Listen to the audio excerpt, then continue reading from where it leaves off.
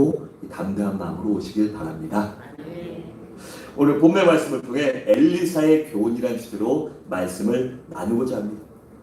우리가 인생을 살아가면서 함께하고 싶은 사람, 따르고 싶은 사람, 본받고 싶은 사람, 아니면 멘토로 섬기고 싶은 사람, 혹은 존경하는 사람이 있다면 그렇지 않은 사람보다 더 행복한 인생을 살아갈 수 있을 것입니다.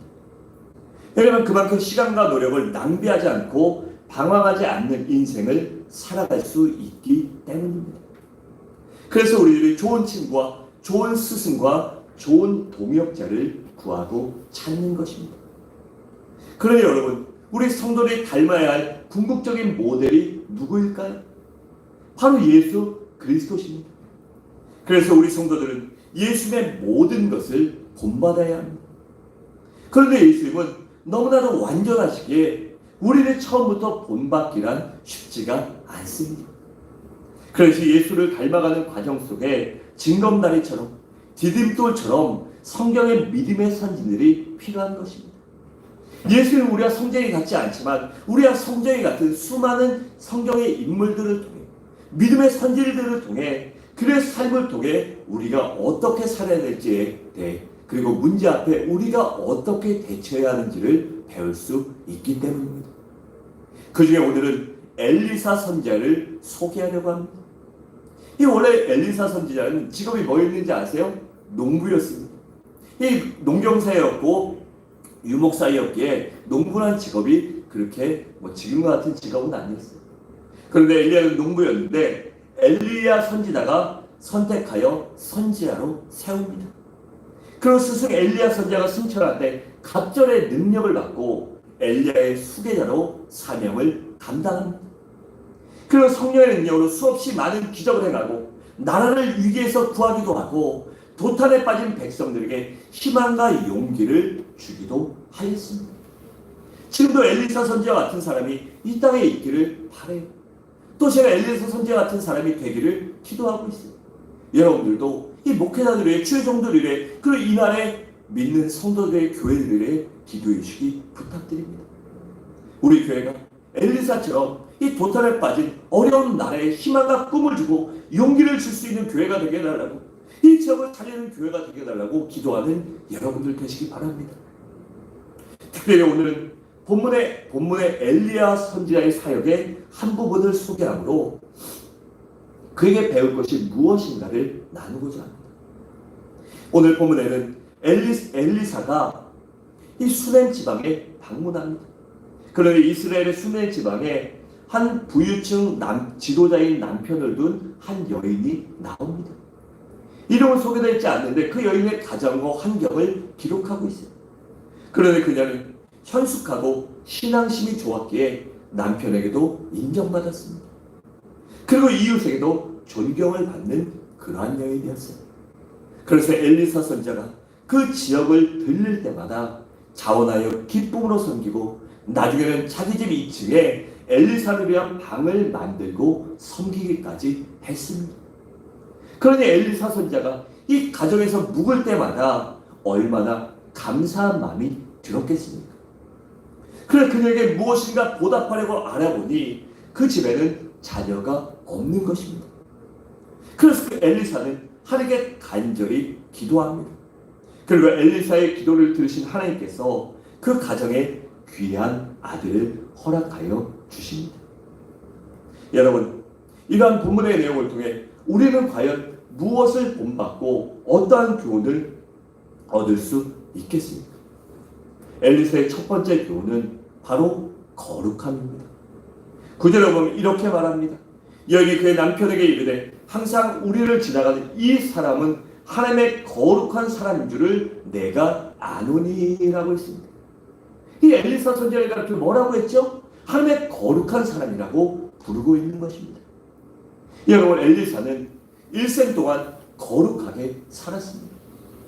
그래서 죽을 때까지 하나님께 붙들려 쓰임받을 수 있었던 것입니다. 여러분, 우리는 이 엘리사에게 바로 이 거룩함을 배워야 합니다. 그렇다면 거룩이란 무엇일까요? 거룩이란 바로 성별되고 구별됨을 의미합니다. 즉 거룩은 세상 사람들과 다르게 사는 것, 죄악과 반대되게 사는 것을 의미한다는 것입니다. 그렇다면 우리 성도들은 어떤 면에서 세상과 사람들과 죄악과 구분돼서 다른 삶을 살아야 할까요? 먼저는 모든 면에서 거룩해야 하지만 우선은 우리들의 신앙이 거룩해야 합니다. 그러니까 항상 신앙을 지키며 예수 그리스도를 닮아감으로 성화 구원을 이루어가야 한다는 것입니다. 그리고 또한 인격적인 면에서도 거룩해야 합니다. 우리의 생각이 거룩해야 하고 우리의 마음이 거룩해야 하고 우리의 언어와 행실이 거룩해야 하는 것입니다. 그리고 특히 우리의 삶이나 생활이 진정으로 거룩해야 합니다. 왜냐하면 세상 사람들은 우리의 삶이나 생활을 보고 나뿐만이 아니라 우리가 믿는 기독교와 우리가 믿는 하나님도 평가하기 때문입니다. 여러분 수냄 여인을 한번 보세요. 엘리사가 선지자라는 이유 하나만으로 하나님의 거룩한 사람이라고 그를 인정한 것이 아닙니다. 단지 그가 목회자이기 때문에 그렇게 거룩하다라고 말한 것이 아니라는 것입니다. 그녀는 엘리사와 오랫동안 교제하며 엘리사의 신앙과 인격과 삶을 지켜보고 엘리사는 진정으로 하나님의 거룩한 사람이라고 그렇게 인정했던 것입니다. 우리 그리스도인들이 이처럼 최소한으로 엘리사처럼 나를 아는 사람들에게 내 가족과 이웃과 친지들에게 저 사람은 진실한 그리스도인이야, 저 사람은 거룩한 사람이야, 저 사람은 진짜 예수 믿는 사람이라는 평가나 인정을 받아야 하는 것입니다. 우리 모두 그런 인정받을 수 있는 믿음의 성도들이 되시기 바랍니다. 그렇다면 우리 성도들이 왜 거룩해야 할까요? 이렇게 구별된 삶, 인정받는 삶을 왜 살아야 하냐는 것입니다. 먼저는 거룩이 하나님의 뜻이기 때문입니다. 베드로서 1장 15절과 16절을 함께 읽겠습니다. 시작. 너희를 거룩한 것처럼 너희도 모든 행실에 거룩한 자가 되라. 기록되었으되 내가 거룩하니 너희도 거룩할지어다 라고 했습니다. 이처럼 모든 너희를 부르시기처럼 너희도 모든 행실에 거룩한 자가 되라라고 했습니다. 이처럼 거룩이 하나님의 뜻이기 때문에 우리들은 거룩해야 하는 것입니다. 그리고 또한 이웃들에게 아름다운 영향력을 끼치기 위해 우리는 거룩해야 합니다. 여러분, 내가 이웃들에게 아름다운 영향력을 끼칠 때 하나님께 영광을 돌리지 않겠습니까? 또 교회에 대한 좋은 이미지를 갖게 되고 더 나아가 전도의 열매도 맺을 수 있기 때문에 우리가 삶으로 거룩해야 하는 것입니다.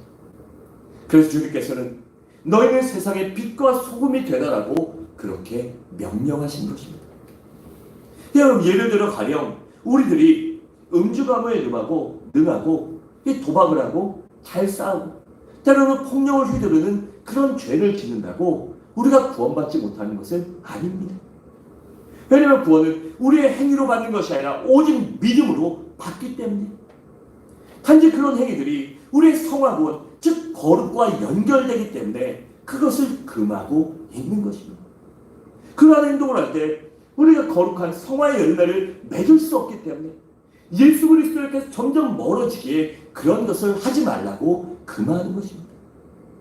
그런 것들이 나의 신앙생활에 방해되고 교회 생활에 덕이 되지 못하고 이웃에게 전도하고 교회를 소개하는 데 방해가 되기 때문에 금하는 것입니다. 여러분, 우리 성도들의 목적이 무엇입니까? 바로 마지막 날 우리 성도의 삶의 궁극적인 목적은 마지막 날 주님의 심판대 앞에 섰고 영화로운 아름다운 구원을 받는 것입니다. 그 영원한 나라에 가서 하나님께 칭찬과 상급을 받는 것이 우리 인생의 궁극적인 목적이 아닙니까? 그런데 거룩하지 않으면 그 우리의 인생의 궁극적인 목적으로부터 점점 멀어지기에 우리를 보러 거룩하라고 하는 것입니다. 여러분, 사도 바울은 만약에 자신이 고기를 먹는 것 때문에 이웃이 실족한다면 먹지 않겠다고 했어요. 근데 이것은 요새 말하는 비건이나 채식주의자를 의미하는 것이 아니라 왜 사도 바울이 이런 얘기를 했냐면 저도 배경을 몰랐을 때 저 육식을 굉장히 좋아하거든요. 그 얘기를 들었을 때 순간 당황했습니다. 아, 나도 고기를 끊어야 되나. 고기 한 이틀만 안 먹고 손이 떨리는데 어떡하지? 이랬어요. 그런데 이게 그런 이유가 아니라 그 당시에 유통되는 고기의 한 60% 70% 정도가 이방신에게 제사하고 나온 그런 제물이었어요. 그래서 그것을 먹음으로 인해 어떻게 제사한 것을 사도가 먹지? 어떻게 예수님을 믿는 사람이 이방에게 절한 그 이방의 음식을 먹느냐라고 그런 오해와 편견을 가질 수 있기 때문에 사도 바울이 만약에 그런 오해를 하고 신앙에 지장이 생긴다면 내가 고기를 먹지 않겠다고 그렇게 약속한 것입니다. 고린도서 8장 13절에 보면 그가 이렇게 말해요. 그러면 만일 음식이 내 형제를 실족하게 한다면 나는 영원히 고기를 먹지 아니하여 내 형제를 실족하지 않게 하리라라고 했습니다. 이처럼 내가 하는 것이 남에게 덕이 되지 못하고 덕을 세우지 못하고 복음을 증거하는 데 방해가 된다면 무엇이든지 그것들을 끊어버리겠다고 고백하고 있는 것입니다. 여러분, 그렇다면 어떻게 해야 우리가 거룩해질 수 있겠습니까? 어떻게 해야 거룩 매일 얘기하는 그 거룩을 우리 삶 가운데 가져다 올 수 있고 내가 거룩한 성도로 살아갈 수 있냐는 것입니다. 먼저는 나와 항상 함께 하시며 동행하시는 하나님을 의식하며 의지하며 성령 충만을 받아야 합니다. 사무엘상 10장 6절에 보면 이렇게 말해요.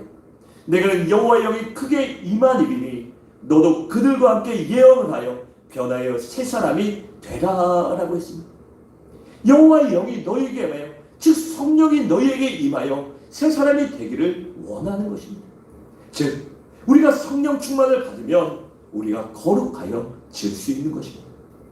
그리고 우리가 늘 깨어 기도하고 항상 말씀을 가까이 해야 합니다. 디모데전서 4장 5절에 보면 이렇게 말하고 있어요. 하나님의 말씀과 기도로 거룩하여 지니라고 있습니다. 우리가 거룩을 사모하고 닮아갈 수 있는 방법은 하나님의 말씀을 취하고 묵상하며 그것을 가까이 하며 또한 하나님께 날마다 내가 거룩하여 달라고 하나님 내게 성령을 주시오 성령 충만하게 하사 내 눈과 귀 내 마음을 정결하게 해달라고 하나님께 초점을 맞추고 살아갈 수 있게 해달라고 기도해야 하는 것입니다. 다른 방법은 없어요. 세상적인 것으로 안 되고 오직 성령 하나님을 의지하여 우리가 기도하고 말씀을 가까이 하면 되는 것입니다. 바로 그런데 이 자리의 모든 성도님들은 이 엘리사를 통해 거룩을 본받으시기 바랍니다. 엘리사의 두 번째 교훈은 바로 노력입니다. 우리 10절을 함께 읽겠습니다. 시작. 작은 방을 방 위에 만들고 신상과 책상과 의자와 촛대를 그가 우리 위에 두며 거기에 머물리게 하였더라. 아멘.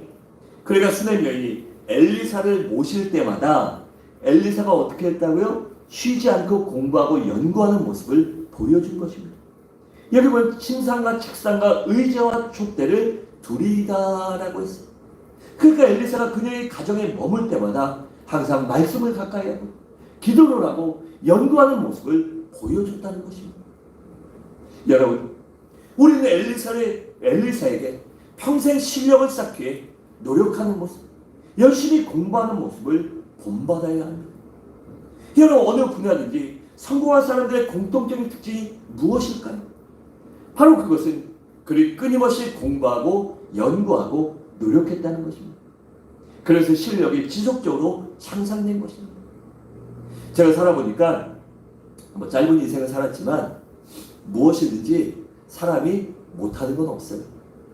하려고 마음만 먹고 열심히 노력하면 이 최고의 고수는 안 돼도 그 어느 정도 다 따라갈 수 있어요. 제가 여러분들이 좀 지루해서 또 이 쓸데없는 얘기를 좀 할 텐데 교회 고장 나고 하면 조금은 이제 손재주가 있는 편이긴 한데 처음 해보니까 못하거든요. 그럼 제가 뭐 하는지 아세요? 바로 스마트폰 꺼내서 검색합니다. 검색하고 글을 읽어서 보고 배우는 건 하는데 안 되는 거는 유튜브 동영상을 찾으면 별게 다 나와요. 결국 수도꼭지 가는 거, 수전 가는 거, 고치는 거, 전기 배선하는 거, 간단한 거는 다 나와요. 그거 보고 애증하는 건 그냥 다 하고 있어요. 여러분, 노력하면 못하는 게 없어요. 그래서 그 TV에 많은 사람들이 달인이라고 소개되는 사람들이 어떻죠? 여러분들 보면 그렇잖아요. 그렇게 대단해 보이는 사람 없어요. 그냥 우리가 별반 다르지 않는 피차 일반인 필구필려들인데 그들이 자기 나름대로 열심히 노력하고 훈련했기에 그렇게 소개될 수 있는 달인이 된 것입니다. 그러니까 우리는 실력을 쌓기 위해 땀을 흘려 열심히 노력해야 하는 것입니다. 내가 말씀을 잘 몰라요. 교회를 오래 다녔고 신앙생활을 했는데 그것은 조금은 부끄러운 고백이에요. 우리가 말씀을 모른다면 열심히 매일매일 읽고 묵상하고 암송하려고 노력하면 하나님이 깨닫게 해주시고 알게 하시었고 그 말씀이 진정 믿어지고 내 삶의 역사는 말씀으로 만들어 주십니다. 그때까지 우리는 열심히 훈련해야 하는 것입니다. 가끔씩 교회 보면 대표기도 못한다는 분들이 있어요. 그런데 그 대표기도도요, 간혹 가다가 항존직이 되셨는데도 대표기도를 못해서 시키면 교회를 안 나오시고 한 2번, 3번 그러면 교회를 쉬시는 분들도 봤어요, 제가. 근데 왜 그럴까요? 못한다 하고 안 하니까 그래요. 그런 거 할 때도 어떻게 해야 돼요? 저도 이 목회자가 20년이 넘었잖아요. 군대 빼면 한 25년, 24년 정도 되는데 어떻게 하냐면 저는 안 보이지만 저는 말재주가 좀 별로 없는 사람이에요. 그래서 농담한다고 하면 더 썰렁해지고 이런 사람이라서 저는 모든 예배 진행하는 걸 다 적어요. 다 적어서 하고 여러분들에게 말씀드리지만 이것도 다 이렇게 색깔로 칠해가지고 중간에 놓치지 않으려고 이렇게 색깔 칠해서 해요. 노력하다 보면 할 수 있어요. 그래 기도도 처음에 잘 못한다. 그럼 한번 열심히 적어보세요. 아 내가 이번 주 다음 주 대표 기도니까 열심히 적어봐야지. 해서 기도문을 한번 적어보세요. 뭐 A4 분량 이렇게 한 장 안 채워도 되고 3분의 1페이지만 적어도 돼요. 뭐 길든 짧든 뭐가 중요합니까? 솔직히 말씀드려서 주일 오전 예배 대표 기도는 짧으면 짧을수록 좋아요. 한 2분의 3분 내가 딱 좋아요. 이 5분 넘어가 버리면 설교를 하시면 목회자가 설교할 때 힘들어요. 그래서 한 2분 3분 정도가 제일 좋은데 그 2분 3분 정도 하는 것을 자꾸 연습하다 보면 그리고 몇 번 한 10번 20번 읽다 보면 그렇게 또 5번 6번 하다 보면 할 수 있게 되는 것입니다. 여러분 디모데후서 4장 15절에 이렇게 말해요. 이 모든 일에 전심전력하여 너의 성숙함을 모든 사람에게 나타내게 하라 라고 했습니다. 이처럼 우리는 모든 일에 전심전력하여 우리가 성실한 그리스도인 진실하고 신실한 그리스도임을 우리 주변 사람들에게 나타내야 하는 것입니다. 성도 여러분 우리 모두 각자 삶의 자리에서 또 신앙의 자리에서 끊임없이 독서하고 훈련하여 실력을 키우시기 바랍니다. 그럼 반드시 빛을 보게 되고 성공하게 될 줄로 믿습니다. 엘리사의 3번째 교훈은 바로 충실함입니다. 10절 하반절에 보면 이렇게 말해요. 그가 우리에게 이르면 거기에 머물리다 라고 했습니다. 그러니까 엘리사는 자기에게 맡겨진 사명을 감당하려고 이스라엘 전 지역을 열심히 돌아다니다 수넴 지역에도 방문했기에 그를 위해 아예 묵을 방을 만들려고 한 것입니다. 여러분 누가 믿음이 좋은 사람일까요? 바로 맡은 일에 충성하는 사람입니다. 잘하든 못하든 열심히 하려고 부단히 노력하고 그렇게 시행착오를 거치며 점점 실력이 향상되고 나아져서 최선을 다하는 사람이 진정 성실하게 일하는 사람이 믿음이 좋은 사람입니다. 그래 충실한 사람은 자기 기분과 감정에 따라 움직이지 않습니다. 그래서 내가 기분 좋을 때는 하고 기분 나쁠 때는 안 하고 하는 것이 아니라 기분과 감정을 배제하고 믿음대로 말씀대로 내 직분에 따라 열심히 충성하는 것입니다. 여러분 집에서 엄마가 여기 대장수분들이 여성분이신데 오늘은 기분도 꿀꿀하고 심란하고 날도 안 좋고 몸도 찌뿌둥하니까 오늘 밥하지 말자 이러고 밥을 안 해버린 거예요. 그 가족들한테 얘기도 안 하고 밥 안 하면 어떻게 돼요? 그 식구들이 다 굶지요. 요새 배달시켜 먹으면 되겠지만 그런 식구들이 어려워요. 이처럼 우리가 자기의 자리에서 충성할 때 최선을 다할 때 모든 것이 아름답게 되는 것입니다. 또 사랑을 놓고 움직이지 않고 온전히 자기 일에 집중하고 최선을 다할 줄 알아야 합니다. 우리가 신앙생활 하다 보면 그리고 살다 보면 마음에 안 들고 내 생각대로 안 될 때가 참 많이 있습니다. 이 목회자들도 그렇고 성도님들도 그렇고 또한 세상에서 살아가는 것도 그렇게 녹록하지 않아요. 그런데 그럴 때 사람을 보고 실망하고 좌절하고 낙심하는 것이 아니라 온전히 내게 맡겨주신 일에 충성할 수 있는 여러분 되시기 바랍니다. 직장의 상사가 조금 갑질한다고 막 이 직장 옮겨다녀 보세요. 직장의 상사가 조금 뭐라 하고 좀 기분 나쁘게 한다가 에이씨 이러고 확 일을 안 해버리면 잘리겠죠. 그리고 또 딴 데 가봐요. 그럼 또 어떻게 됩니까? 그렇게 몇 번 옮겨 다니다 보면 제대로 된 직장을 얻기 힘들어요. 그 젊었을 땐 좋지만 이 나이 먹고 나이가 조금씩 들어가면 이게 참 쉽지 않아요. 제가 그 부목사 생활을 좀 오래 10년 이상 했는데 이 침례교회는 좀 교세가 약하다 보니까 부목사 TO가 부목사보다 확실히 적어요. 그래서 그 성격대로 아니면 자기 생각대로 막 하면 한 2군데, 3군데 교회를 다니다 보면 그럼 뭐 자기는 프리하게 살 수 있죠. 그런데 한 2군데, 3군데서 그럼 소문이 나면 다른 데서 절대 안 뽑아줘요. 그래서 부목사고 전임전사부터는 이게 가기가 쉽지 않아요. 그래서 뭐 일찍 개척하시는 분들도 참 많아요. 그런데 이처럼 우리가 내 생각과 내 고집대로 그리고 내 기분에 따라 행동하면 안 되는 것입니다. 고린도서 4장 2절에서는 이렇게 말해요. 맡은 자들에게 무엇을 구하라고 했죠? 충성을 구하라고 했습니다. 여러분, 우리는 엘리사에게 충실함을 배워야 합니다. 그는 일평생 하나님께 충성하며 살았어요. 그런데 그것을 하나님도 인정하셨고 심지어 왕도 인정했고 또한 제자들과 백성들로 인정했고 또한 적군들까지 엘리사의 믿음과 신앙을 인정했습니다. 바로 이 자리의 모든 성도님들도 엘리사의 충실함을 본받으시기 바랍니다. 마지막으로 네 번째 엘리사의 교훈은 바로 섬김입니다. 우리 16절과 17절을 함께 읽겠습니다. 시작. 엘리사가 이르되 하늘가 지나 때쯤에 내가 너를 안으리라 하니 여인이 이르되 안으리소이다. 내 하나님의 사람이여 당신의 계집종을 속이지 마옵소서 하니라. 여인이 과연 잉타하여 한 해가 지나 이때쯤에 엘리사가 여인에게 말한 대로 아들을 낳았더라. 아멘. 그러니까 엘리사는 다른 사람의 필요를 채워줄 줄 아는 사람이었던 것입니다. 여러분, 엘리사 선지자는 수넴 여인의 섬김을 당연한 것으로 받아들이지 않았습니다. 여러분, 웃긴 게 사람이 자꾸 대접받고 누구에게 받다 보면 받는 게 익숙해지고 받는 게 당연하게 생각해요. 그래서 내가 나를 조금 돌보고 그런 것을 진정 고마워하고 감사하지 않으면 그렇게 되다 보면 그런 것들이 너무나 당연하게 생각해요. 그런데 엘리사는 그것을 당연한 것으로 여기지 않았다는 것입니다. 여러분, 그 당시 이스라엘의 사사의 통치권자였으니 그가 얼마나 많은 사람들에게 얼마나 많은 대접을 받았겠습니까? 솔직히 거의 가는 곳마다 많은 사람들이 그를 인정하고 공경하고 그를 대접해 줬을 것입니다. 그런데 엘리사는 그것을 절대 섬김을 당연하게 여기지 않았습니다.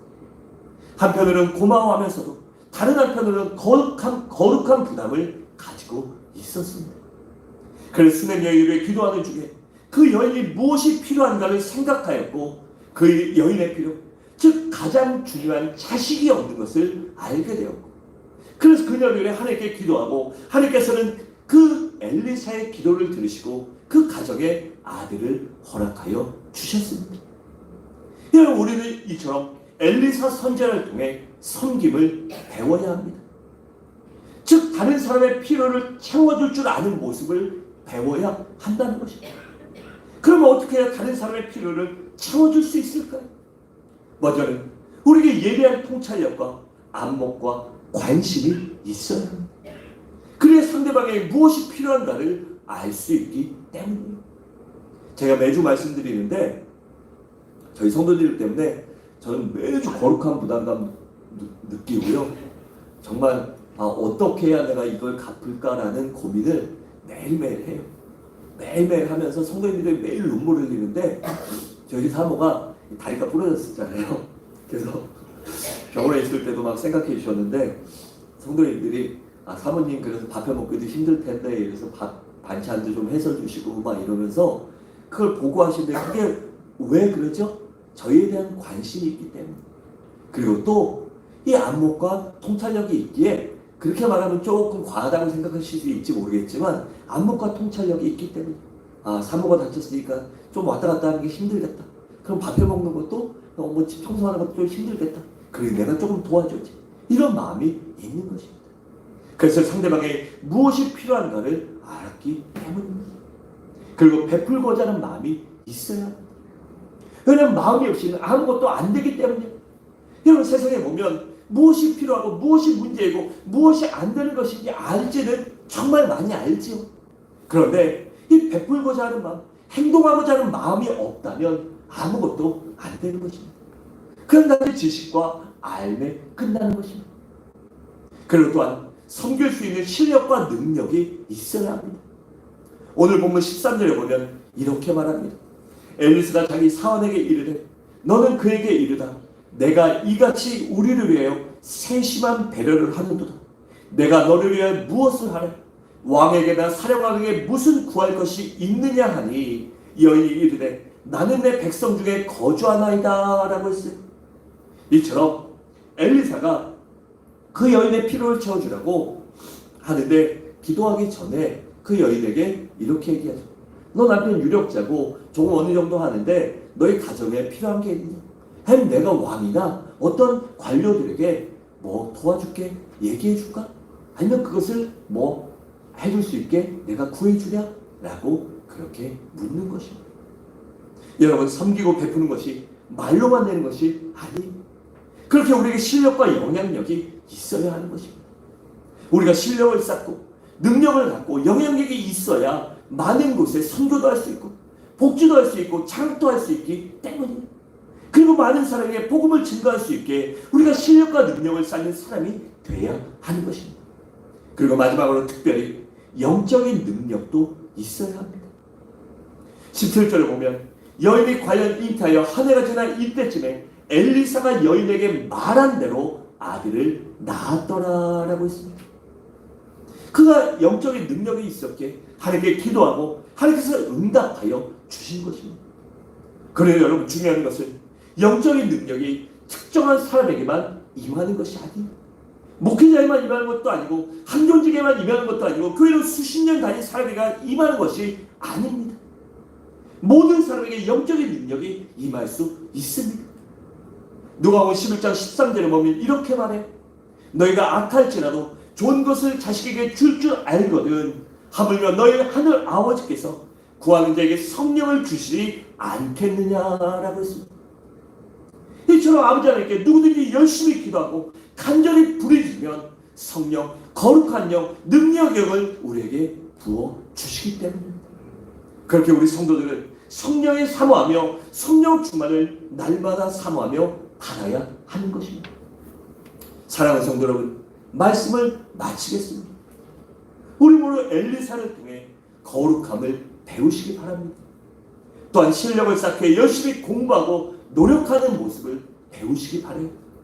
또한 충실함과 섬김의 교훈을 배움으로 엘리사처럼 인정받고 쓰임받고 하나님의 영광을 나타낼 수 있는 우리 서부중앙의 모든 성도들이 되시기를 주님의 이름으로 간절히 축원합니다. 이 시간